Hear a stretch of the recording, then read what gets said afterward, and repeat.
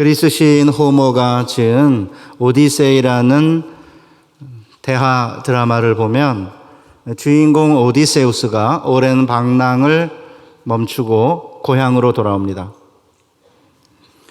그러나 그는 자신의 신분을 감추고 늙은 거지 행세를 합니다. 왜냐하면 자기가 없는 사이에 부인을 유혹하려 했던 적들을 알아내기 위해서였습니다. 따라서 심지어 자기 집에 들어왔지만 아내와 아들도 그를 알아보지 못했습니다. 오직 그의 오랜 늙은 유모였던 유리클레이아가 그를 목욕시키다가 오디세우스인지 알게 됩니다. 그 이유가 뭔지 아십니까?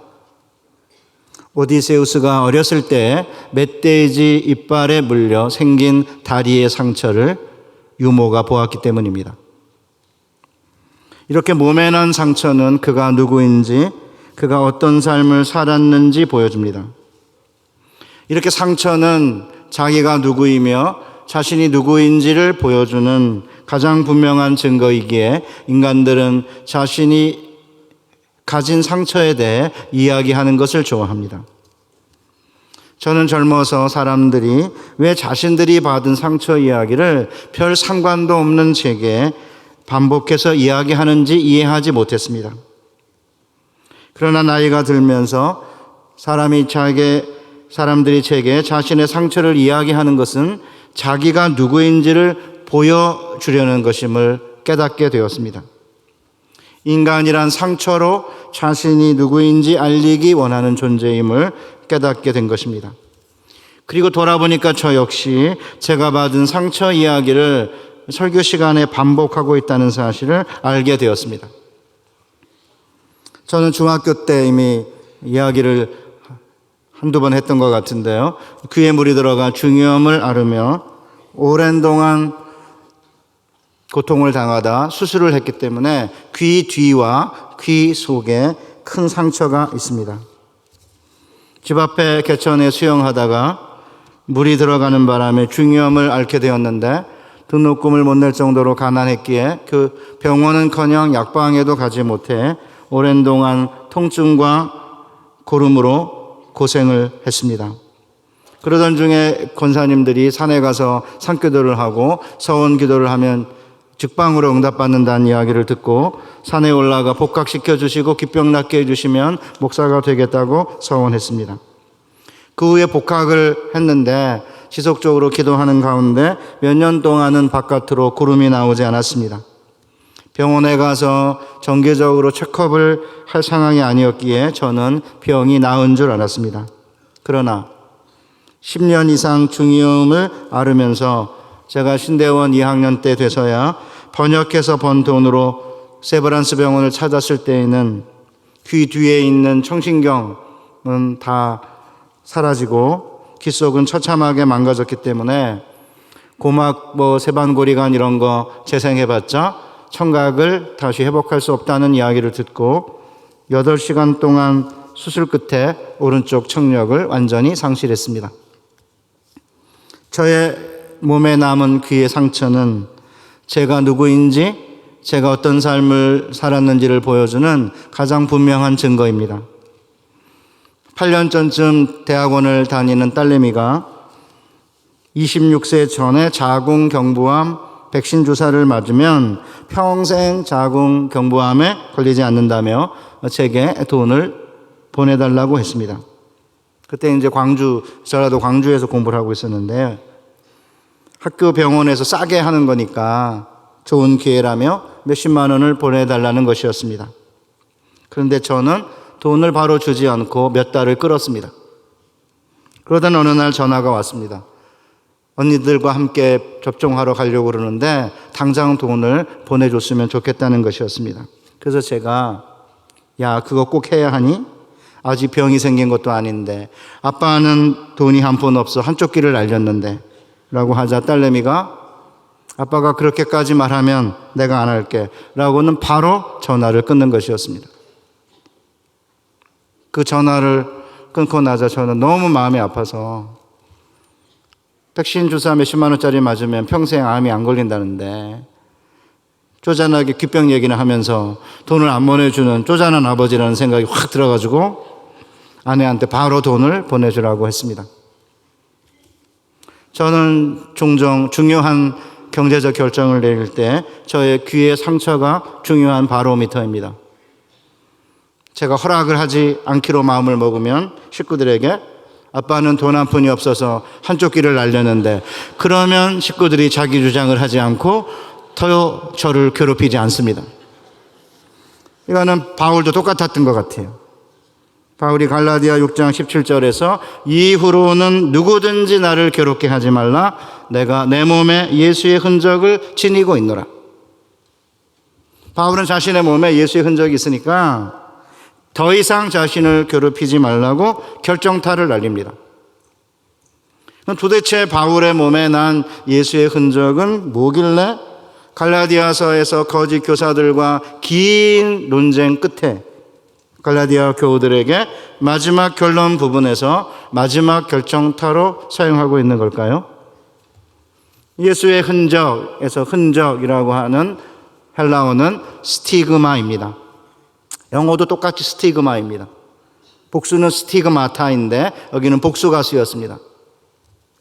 원래 스티그마는 딱 성경에서는 한 번밖에 사용하지 않았습니다.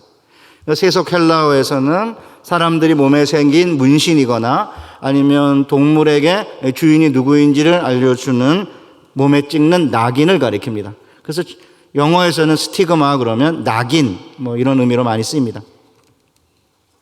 그래서 어떤 사람들은 바울이 예수의 어떤 문신을 했다 이렇게 주장하는 분도 있지만, 대부분의 학자들은 바울이 예수를 위해 핍박받다가 생긴 상처들을 가리키는 것으로 해석합니다. 고린도후서 11장에 보면 유대인들에게 바울이 40에서 하나 감한 매, 39대의 매를 5번 맞았고 3번 태장으로 맞았고 1번 돌로 맞았다고 했으니까 아마 바울의 몸은 채찍질과 매질로 인해 생긴 상처들이 몸에 많이 있었던 것 같습니다. 그렇다면 도대체 바울은 왜 자신의 몸에 예수의 흔적이 있는 것을 강조했을까요?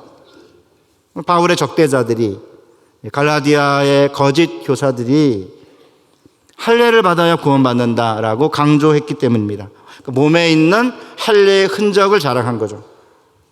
사도행전 15장 1절에 보면 거짓 교사들이 유대로부터 갈라디아 지역으로 내려와 모세의 법대로 할례를 받지 못하면 구원을 받지 못한다고 떠들기 시작했습니다. 할례가 뭡니까? 히브리어로 유대인들은 할례를 브리트 밀라라고 부르는데, 브리트는 언약이고 밀라는 남성의 성기의 포피를 제거하는 행위를 가리킵니다. 그러니까 할례란 음경의 포피를 제거함으로 하나님과 언약을 맺는 행위를 가리킵니다. 그러니까 유대인들은 할례를 받았기에 자신들은 하나님의 언약의 흔적을 몸에 지닌 자들이라는 자긍심을 가지고 살았습니다. 그 때문에 언약의 흔적을 몸에 지니고 있는 할례를 행한 자신들은 할례를 받기만 하면 구원을 받는 거고, 바울의 적대자들 역시 유대인들이었기 때문에 갈라디아 교인들에게 할례 받을 것을 요구한 것입니다. 언뜻 보면 할례를 받는 게 뭐 그리 대단하냐 문제를 제기할 수 있습니다. 예수도 믿고 할례도 받으면 되는 거 아닌가요? 그러나 바울은 이를 용납할 수가 없었습니다. 그 이유가 무엇인지는 12절에 나옵니다. 무릇 육체의 모양을 내려 하는 자들이 억지로 너희에게 할례를 받게 함은 그들이 그리스도의 십자가로 말미암아 박해를 면하려 함뿐이라. 그러니까 할례를 받으면 십자가로 인한 박해를 피할 수 있기 때문에 할례를 받게 하는 것이기에 할례와 십자가 중에서 하나를 택해야 한다는 것입니다. 그럼 할례를 받으면 왜 박해를 피할 수 있을까? 우선 로마인들은 유대인들에게는 특별하게 하도 이제 반역을 많이 하고 말을 안 들으니까 유대인들에게는 유대인들의 종교를 믿도록 허락을 했습니다. 그래서 박해하지 않았습니다. 유대인들의 경우에는. 그런데 할례는 유대인임을 보여주는 표시이기 때문에 할례를 받으면 로마인들의 박해를 피할 수가 있었습니다. 그뿐 아니라 할례를 받으면 또 유대인들이 같은 종교라고 생각하기 때문에 박해를 하지 않았던 거죠.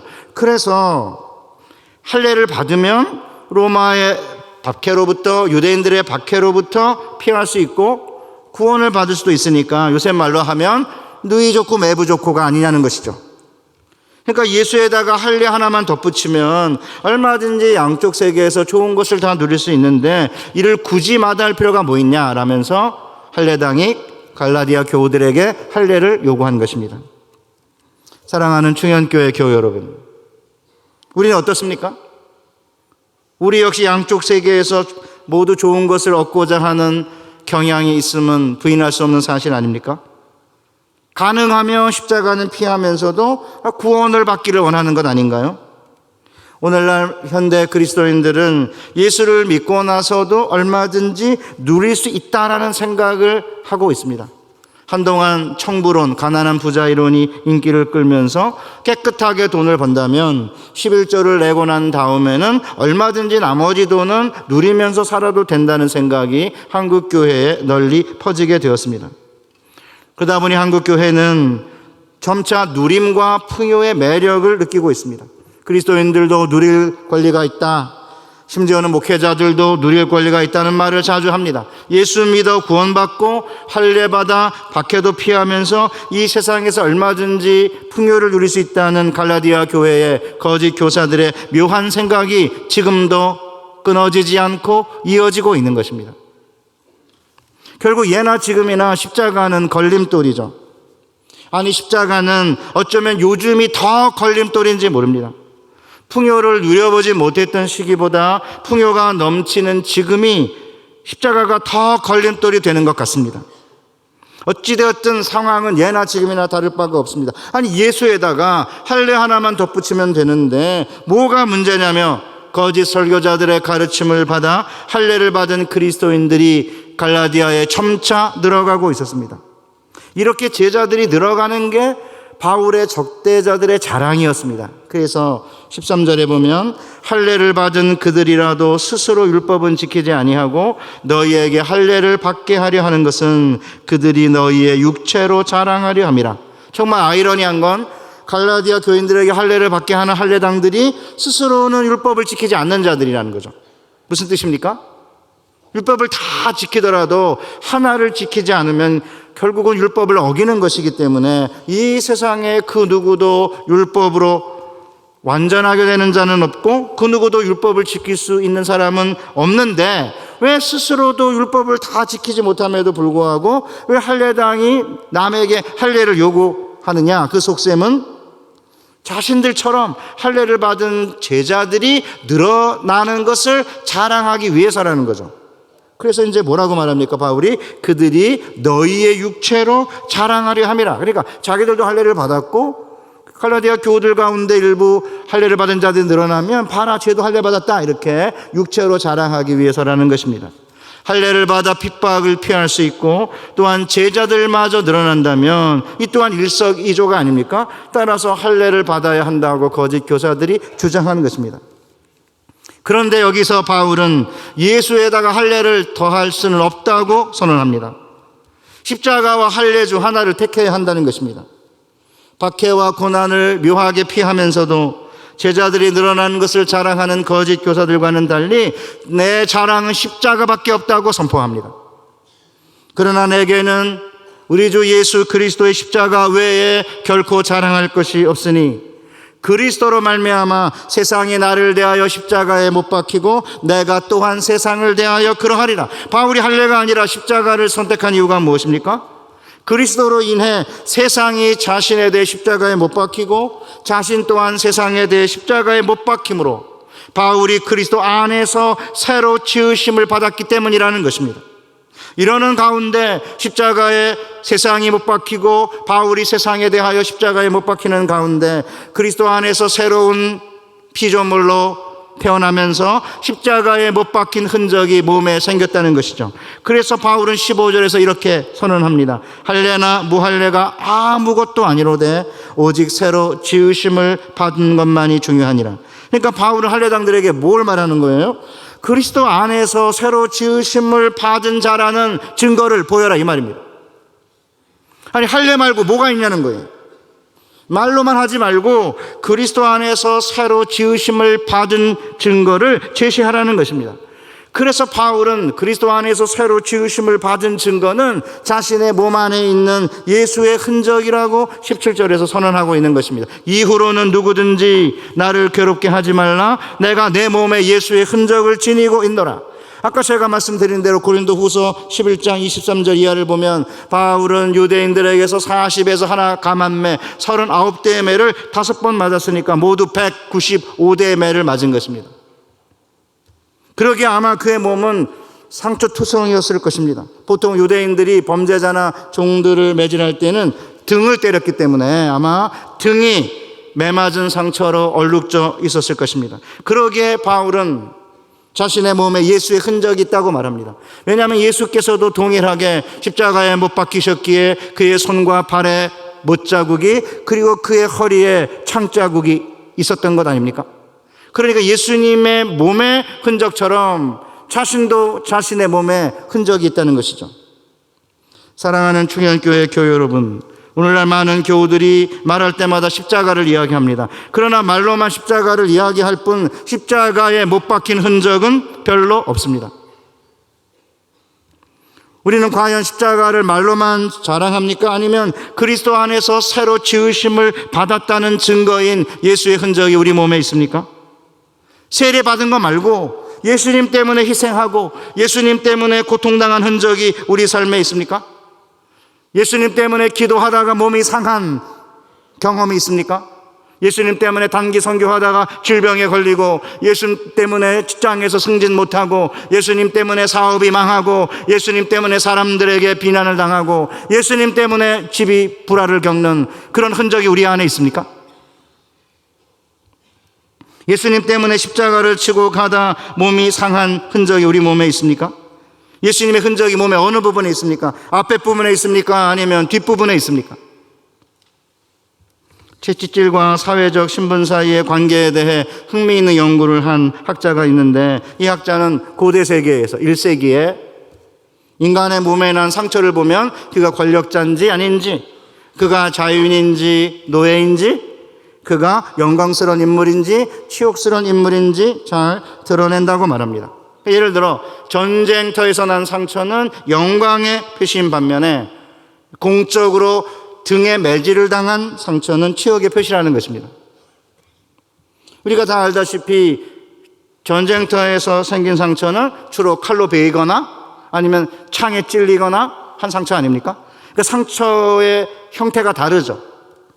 반면에 종이나 노예들의 등에 난 상처는 채찍이나 매로 맞은 상처이기 때문에 칼로 베인 상처라는 하고는 형태가 다릅니다.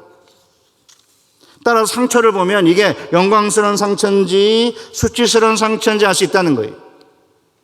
오늘날 많은 교우들이 자기 주장하고 자기 자랑하고 세력을 잡으려고 하다가 교회 안에서 서로 싸우다가 상처를 주고 상처를 입었기 때문에 상처가 없는 건 아닙니다. 그러나 그게 과연 그리스도 때문에 생긴 십자가를 지고 갔기 때문에 생긴 예수의 흔적은 아니지 않습니까? 그러나 전쟁에서 난 상처라 하더라도 어디에 상처가 났는지가 중요하다고 합니다. 전쟁터에서 입은 가슴과 그 다음에 목과 얼굴에 난 상처는 남성성과 용기의 상징이라는 거죠. 몸의 앞부분에 난 상처는 한 남자가 고통과 죽음의 두려움을 이겨낸 것을 보여주는 영광스러운 상처인 반면에 등에 난 상처는 비겁함의 흔적으로 간주되었습니다. 그러니까 몸에 상처가 났다 하더라도 어딘지를 보면 적군과 마주보면 용감하게 싸우다가 생긴 건지 아니면 비겁하게 도망가다가 생긴 것인지를 알 수가 있다는 것입니다. 그래서 로마의 병사들은 전쟁에서 얻은 상처를 이야기할 때 항상 어디에 상처가 났는지를 자랑했다고 합니다. 나는 몸에 영예로운 상처로 가득하다. 그런데 모든 상처가 내 몸의 앞부분에 있다. 그 스파르타의 어머니들은 아들이 전쟁터에서 죽었다는 소식을 들으면 직접 전쟁터에 가서 아들의 시신을 확인했다고 합니다. 아들의 시신의 상처가 몸의 앞부분에 있으면 가져다가 가족 공동묘지에 아들의 시신을 매장했지만, 아들의 시신에 난 상처가 몸의 뒷부분에 있다면 슬그머니 그 자리에서 빠져나와 무명의 시신으로 처리하도록 내버려 두었다고 합니다. 저는 이 글을 읽으면서 막 가슴이 떨리는 거예요. 우리 한국의 어머니들은 그 상관없이 그냥 가서 끌어안고 막 울고 내가 왜 죽었냐, 조국이 해준 게 뭐냐 막 이랬을 텐데, 여기는 딱 가서 보고 뒤에 상처가 나면 그냥 무명의 시신으로 처리했다고 하니까 얼마나 스파르타의 어머니들이 강의 날을 알 수 있습니다. 그런데 사도 바울의 몸에 난 상처는 로마사의 관점에서 보면 영광스러운 상처가 아니었습니다. 매질로 생긴 상처였기 때문에 수치의 상징이었습니다. 그런데 바울은 그리스도의 종으로 복음을 전할 때 이런 매질을 피하지 않았습니다. 사도행전 16장 22절 이하에 보면 바울과 실라가 빌립보에서 복음을 전하다 체포되었습니다. 무리가 일제히 일어나 고발하니 상관들이 옷을 찢어 벗기고 매로 치라 하여 많이 친 후에 옥에 가두고 간수에게 명하여 든든히 지키라 하니, 그러니까 이제 노예들이나 반역자들이나 범죄자들은 옷을 벗긴 다음에 등에 채찍질이나 매질을 하여 처벌을 했는데, 우리가 다 알다시피 바울과 실라는 로마 시민권자였습니다. 얼마든지 바울과 실라는 자신들이 로마의 시민권자임을 밝히면 매질을 당하지 않을 수 있었습니다. 그러나 바울과 실라는 로마의 시민권을 이용해 먹을 것으로 생각하지 않았습니다. 만약에 자신들이 로마의 시민권을 이용해 고난을 피한다면 자신들이 전하는 복음의 진실성을 드러낼 수가 없었기 때문입니다. 그래서 바울과 실라는 로마의 시민권자임을 밝히지 않고 매를 맞는 고난을 감당함으로 자신들이 전하는 복음이 신실함을 몸으로 입증한 것입니다. 그러기에 바울은 매를 맞아 생긴 몸의 상처와 흔적을 통해 자신들이 전하는 복음은 기꺼이 목숨을 바칠 수 있는 진리임을 입증한 것입니다. 그런데 이게 바로 예수 그리스도께서 우리에게 보여주신 본이 아닙니까? 그는 근본 하나님의 본체시나 하나님과 동등됨을 취할 것으로 여기지 아니하시고 오히려 자기를 비워 종의 형체를 가져 사람들과 같이 되셨고 사람의 모양으로 나타나사 자기를 낮추시고 죽기까지 복종하셨으니 십자가에 죽으심이라. 그러니까 예수님은 하나님과 본체고 하나님과 동등되시지만 하나님과 동등됨을 취할 것으로 여기지 아니했다. 하나님과 동등됨을 이용할 것으로 여기지 아니하시고 자기를 비워 사람들과 같이 돼서 종의 형체로 이 땅에 오셔서 종의 죽음, 십자가의 죽음을 죽으셨다는 것이죠. 그러기에 바울과 그리스도가 우리에게 보여주는 가장 중요한 복음의 핵심이 무엇입니까? 우리는 예수 그리스도를 믿는 그분의 자녀로 얼마든지 구원도 받고 그리스도의 자녀로 누릴 수 있습니다. 누릴 수 없는 게 아닙니다. 누릴 수 있지만 만약에 바울과 실라가 로마 시민권이라는 걸 내비치고 그것 때문에 매질을 당하지 않는다면 그 빌립보에 있는 수많은 예수를 따르는 제자들이 로마 시민권자니까 쟤는 처벌받지 않고 우리는 시민권이 없으니까 처벌받는다. 그러면 그 복음을 받아들이겠습니까? 얼마든지 누릴 수 있지만 주님이 주신 재물로 주님이 주신 지위를 주님이 주신 명예를 가지고 얼마든지 누릴 수 있지만 하나님의 아들이신 예수 그리스도는 하나님의 본체시나 하나님과 동등됨을 이용할 것으로 여기지 아니하시고 자기를 비워 종의 형체를 가져 사람의 모양으로 나타나셔서 심지어 종의 죽음인 십자가의 죽음을 당하셨다는 것이죠. 사랑하는 충현교회 교회 여러분, 오늘날 우리가 예수 그리스도를 온 세상의 구세주로 믿는 이유가 무엇입니까? 그리스도께서 자신의 생명까지 아끼지 아니하시고 우리를 사랑하시는 사랑의 하나님이라고 믿고 있기 때문이 아닙니까? 그러나 예수께서 우리를 죽도록 사랑하신다는 것을 어떻게 알 수 있습니까? 그리스도의 손과 발에 난 못자국과 옆구리의 창자국 때문이 아닙니까? 인간적으로 생각하면 부활하신 주님의 몸에는 상처가 사라졌을 것이라는 생각이 들지만 실제로는 그렇지 않았습니다. 부활하신 주님의 몸에는 못자국과 창자국이 남아 있었습니다. 그 이유가 무엇인지 아십니까? 우리는 오직 상처로 그가 누구인지 알기 때문입니다. 우리는 예수님의 몸에 난 상처를 통해서야 비로소 예수 그리스도는 우리를 위해 자신의 생명을 내어놓기까지 우리를 사랑하시는 분이라는 사실을 알게 됩니다. 결과적으로 예수님과 바울의 몸에 난 상처는 두 분이 얼마든지 하나님의 아들이나 로마 시민권이라는 지위를 이용했으면 피했을 고난이요 상처입니다. 그러나 예수님과 바울은 그렇게 하지 않았습니다. 예수님은 하나님과 본체가 동일하시지만 하나님과 동등됨을 이용하지 않으셨던 것처럼 바울 역시 로마의 시민권자이지만 이를 이용하지 않고 등에 매질을 당한 것입니다. 그런 점에서 사랑하는 충현교회 교회 여러분, 우리도 얼마든지 예수 믿고 세상 즐길 수 있습니다. 그러나 바울은 그렇게 해서는 예수의 흔적을 몸에 지닐 수 없다고 말합니다. 세상이 주는 즐거움을 포기하고 세상이 내게 대하여 십자가에 못 박히고 나 또한 세상에 대하여 십자가에 못 박힐 때 비로소 우리는 그리스도 안에 새로 지으심을 받게 되는 거고 우리 몸에 예수의 흔적이 남게 된다는 것입니다. 지금부터 몇 년 전 학교 앞에 한 한식집에서 제가 잘 아는 언론인 한 분을 만났습니다. 그리고 그분에게 만둣국을 사드렸습니다. 그분의 아버님은 우리 교단의 총회장을 지낸 매우 신실한 목사님으로 존경받는 분인데 식사를 마치자마자 제게 쓴소리를 하기 시작했습니다. 목사님, 지금 한국교회에 무슨 일이 벌어지는지 아십니까? 교우들이 자신들을 목자 없는 양들이라고 합니다. 그래서 제가 왜요? 물었습니다. 신실한 제 친구의 부모님이 소천하셨는데 교구 목사님 그 누구도 영안실이나 장례식장에 나타나지 않았습니다.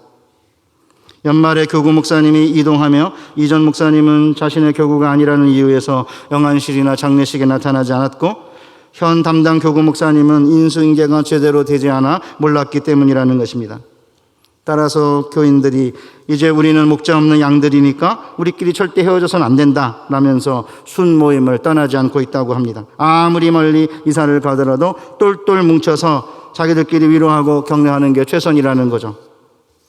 왜 오늘 교우들이 목자 없는 어린 양들이라고 했는지 지적한 다음에 이분은 자신의 소천하신 아버님 이야기를 하기 시작했습니다. 옛날에 저희 아버님은 한 번도 머리맡에서 전화통을 떼놓은 적이 없었습니다. 아예 전화통을 베개 삼아 항상 전화통을 머리맡에 두고 사셨습니다. 밤이든 새벽이든 혹시 임종 직전에 기도해달라고 하면 가려고 아예 전화통을 끌어안고 사셨습니다. 그런데 요사이 목사님들은 아예 밤에 전화 코드를 빼놓고 잔다고 합니다. 심지어 어떤 부목사님은 저녁 7시만 넘으면 개인 생활 시간이라고 전화를 안 받고 문자만 받습니다. 어떤 때 전화하면 아기 픽업하러 학원에 간다, 아내와 함께 어디를 가는 중이라 하며 교인들의 필요에 응답하지 않고 있습니다. 이러니 목자 없는 양들이 아닙니까? 저는 그날 돈 들여 만둣국 사드리고 야단 실컷 맞았습니다. 그러나 그 야단이 제게는 기분이 나쁘지 않았습니다. 옛날 우리 어른 목사님들은 교우들이 긴급하게 전화할까봐 전화통을 머리맡에 두고 잠을 잤다는 사실에서 오늘날 한국교회가 나아가야 할 방향을 보았기 때문입니다. 전 이게 얼마나 힘든지 저도 압니다. 나이가 저도 60이 넘으면서 중간에 잠을 깨면 잠을 잘 수가 없어요. 그래서 저도 어떤 때에는 전화기 끄고 잡니다. 그러나 평생 언제 전화 올지 몰라서 전화통을 베개 삼고 샀다. 그게 얼마나 큰 고통일까요? 제가 이 간증을 언젠가 한 교회에서 했는데 예배가 끝나자마자 한 자매가 저를 찾아왔습니다. 목사님, 교육자들에게 너무 그렇게 살라고 하시면 안 됩니다. 저희 아버님이 목사님이신데 전화통을 머리맡에 베개 삼고 잠 주무시다가 끝내 암에 걸리셨습니다. 그리고 일찍 돌아갔습니다. 막 저한테 화까지는 아닌데 막 열이 나가지고 막 그러시더라고요. 그 자매의 말 속에는 일찍 소천하신 아버님에 대한 사랑과 목회자 가족의 아픔이 들어있었습니다. 너무 곡진하게 제게 이야기하셔서 제가 개인적으로 죄송하다고 말씀드렸습니다. 그러나 한국교회가 지난 100여 년 동안 일제시대와 한국 동란과 보릿고개를 겪으며 교회 폭발이라고 할 만큼 엄청난 기적을 경험한 것은 이런 목회자들의 희생과 섬김이 있었기에 가능한 것이고, 따라서 아버님은 교회적으로는 훌륭한 일을 하신 것이라고 위로해 드렸습니다. 그러나 이 말이 자매에게 얼마나 위로가 되었는지는 잘 모릅니다. 사랑하는 충현교회 교회 여러분, 목회자들뿐만 아니라 한국 교회사를 보면 일반 신도들 가운데 헌신적인 그리스도인들이 정말 많이 있었습니다. 2006년 1월 5일 밤 33살로 세상을 떠난 한 젊은이의 장례식에 4,000명이 넘는 조객이 몰려들었습니다. 한경지 목사님의 장례 이후에 가장 인파들이 많이 모였는데 이 젊은이는 우리가 다 아는 바보 의사라고 알려진 안수현이었습니다. 고대 의대 91학번 내과 전문의였지만 많은 이들에게 복음을 전하기 위해 교회 문턱을 낮추고 예흔, 그러니까 예수의 흔적이라는 약칭으로 공동체를 만들어 복음을 전한 젊은이였습니다. 안수현 씨가 세상을 떠난 지 3년이 지나서 그를 잊지 못하는 사람들이 그의 짧은 삶을 그 청년 바보 의사란 제목으로 책을 발행했습니다. 다 읽어보셨겠지만 한 대목을 제가 읽어보겠습니다. 한 번은 할아버지가 진료실로 들어오셨습니다. 옷차림으로 보아 형편이 그다지 넉넉해 보이지 않았습니다. 이런저런 검사를 해야 한다고 말씀드렸더니 당혹스러운 표정으로 검사는 고사하고 나중에 다시 오겠다고 하는 것이었습니다. 조선족 교포인 할아버지는 2달째 월급이 밀려 있었고 보험도 없이 겨우 3만 원을 만들어 무작정 병원 문을 두드렸던 것입니다. 돈이 없으니 다음에 보자고 하고 그냥 보내야 하나, 대충 약을 지어드릴 수도 없고, 이런 고민도 잠시 청년 의사의 손은 이미 지갑을 만지고 있었고 결국 신용카드를 꺼내 들었습니다. 자신도 녹록지 않은 주머니 사정이지만 해결되지 않은 고통 속에 지낼 환자를 생각하면 그냥 돌려보낼 수 없었던 것이었습니다. 이런 상황 속에서 늘 마음속으로 떠올리는 한 문구, 예수님이라면 어떻게 하셨을까? 이렇게 예수님처럼 살려고 했던 젊은 의사는 군의관 시절 유행성 출혈열에 감염되어 33살, 예수께서 십자가에 다니신 나이에 소천하게 됩니다. 저는 저희 할머니가 이제 중이염 때문에 힘들어하니까 무료 진찰권을 주민센터 동해에서 얻어오셨습니다. 제가 쪽팔려서 안 간다고 그러니까 할머니가 막 가슴을 치면서 내가 죽어야 돼. 내가 너무 오래 살았어. 아니 내가 안 가는데 당신이 왜 죽어야 되는지 모르겠지만 하도 그러셔가지고 진찰권을 들고 적시자병원을 갔습니다. 돈을 내는 환자들이 다 끊어지면 그때서야 저를 의사가 불렀습니다. 한 2-3번 치료하던 그 의사분은 제게 이 병은 통근 치료로는 해결할 수 없는 병이니까 다음부터 오지 말라 그러시더라고요. 얼마나 깊게 병이 진행됐는지, 그냥 놔두면 어떻게 될 것인지에 대해 단 한마디도 말하지 않는 의사분에게 저는 얼마나 진행됐는지, 놔두면 어떻게 되는지 묻지 못했습니다. 그리고는 서대문에서부터 서울역까지 오는 한 20-30분의 걸어오는 동안에 전 정말 많이 울었습니다. 저 잘 안 울거든요, 원래. 만약 그때 그분이 제게 이거 정말 심각하다, 너 그냥 놔두면 청력을 상실할 수 있다 그랬으면 아마 뭐 조치를 좀 했을 것 같아요. 그때 중3 때인데, 그리고 제가 그 16살 때인데, 제가 26살에 그 기수술을 했으니까 그 10년 사이에 어떤 일이 있었다면 청력을 상실하지 않을 수도 있었을 텐데, 그런 마음에 너무 어떤 때 아쉽고요. 그래서 한동안은 의사는 정말 나쁜 사람들이다라는 생각을 가지고 살았습니다.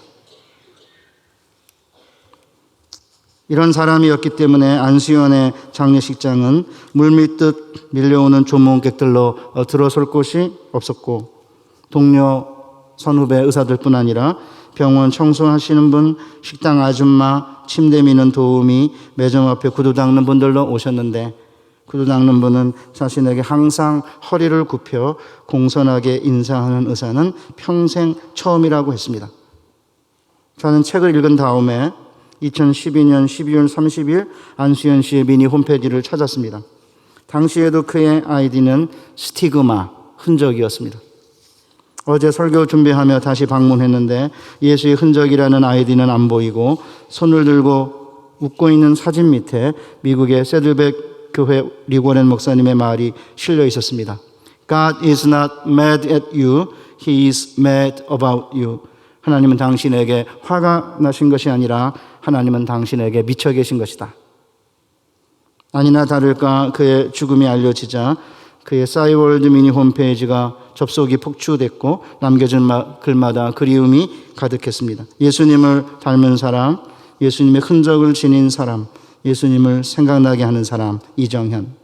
스티그마 이곳에 그리고 이제 우리들 속에 남아있어, 김선현. 오빠처럼 예수의 흔적을 간직하며 하루하루 살게요, 김혜영. 지금도 그의 싸이월드 미니 홈페이지에 들어가면 이런 글들을 볼 수 있습니다. 사랑하는 충현교회 교회 여러분, 오늘 우리는 몸에 어떤 흔적 갖고 있습니까? 단순히 세례받은 흔적이 전부입니까? 세례받았으니까 천당 가는 건 나타나온 당상이고 동시에 이 세상에서 좀 누리고 사는데 마음을 빼앗기고 계십니까? 아니면 바울처럼 십자가에 못이 박힘으로 그리스도 안에서 새로운 지으심을 받을 때 몸에 새겨지는 십자가의 흔적을 몸에 가지고 있습니까? 사랑하는 충현교회 교회 여러분, 십자가는 우리가 원하지 않는데 강제로 지는 게 아닙니다. 주님께서는 누구든지 나를 따라오려거든 자기를 부인하고 자기 십자가를 지고 나를 따를 것이니라고 했습니다. 주님은 우리에게 모든 사람이 십자가를 져야 한다고 하지 않았습니다. 단지 누구든지 나를 따라오려면 그 사람은 반드시 십자가를 져야 한다고 말씀하셨습니다.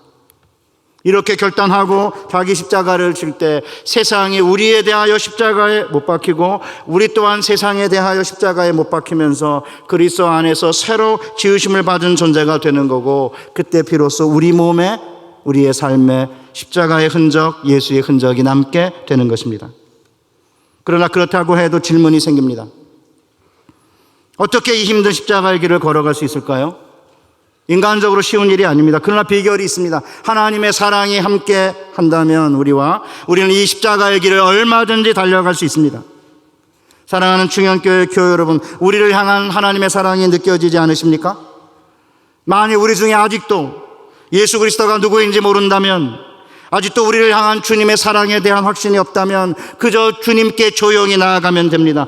그러면 주님께서 문을 닫고 은밀한 중에 있던 제자들에게 보여주셨듯이 그분의 몸에 난 상처를 은밀한 중에 주님께 나아가는 우리에게도 보여주실 것입니다. 그리고 도마에게 하셨듯이 내 손가락을 이리 내밀어 내 손을 보고 내 손을 내밀어 내 옆구리에 넣어보라고 말씀하실 것입니다. 매 순간 의심이 들 때마다, 주님의 사랑에 대한 확신이 사라질 때마다 주님께 나아가 주님의 몸에 난 상처를 만지며 주님의 사랑을 확인할 수 있다면 우리는 이 십자가의 일 끝까지 달려갈 수 있을 것이고, 결국은 우리의 삶에, 심지어는 우리의 몸에 예수의 흔적이 남게 될 것입니다. 그리고 우리의 인생의 마지막 종점에서 주님께서는 우리 몸에 있는 예수의 흔적으로 우리가 주님의 제자인 줄 알아보실 것입니다. 결국 우리가 누구인가는 우리 몸에 난 상처를 통해서만 알 수 있게 되기 때문입니다. 하나님의 사랑에 힘입어 십자가의 길을 걸으며 우리의 생명 주님께 드리면 내 삶에, 그리고 내 몸에 예수의 흔적이 남게 될 것이고, 남은 생에 세상이 나에 대하여 십자가에 못 박히고 나 또한 세상에 대하여 십자가에 못 박히는 삶을 통해 우리의 삶에 예수의 흔적이 남는 여러분과 제가 되시기를 주님의 이름으로 축복합니다.